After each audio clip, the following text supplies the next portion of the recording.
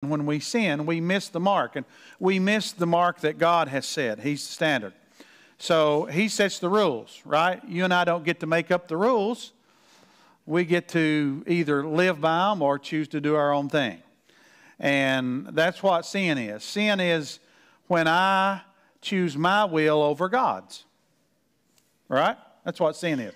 It can manifest itself, and that's really what we deal with in our culture. And most of the church, that's really what they've been deduced to. They've been deduced down to just dealing with the effects or the fallout and not really dealing with sin. In fact, we live in a culture now that rarely calls anything sin. Everything's been deduced to a syndrome or a sickness or something.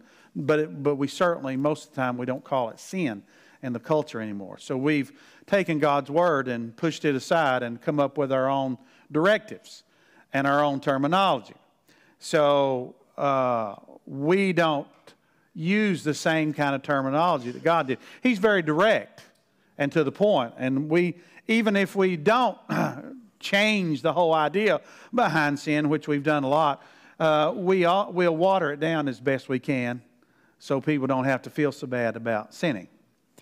So, but when we sin, when we miss the mark, when we choose to do my will, if I choose to do my will over God. Now, it can manifest itself in 1,000 different ways, but sin is when I or you decide to do it my way instead of God's way.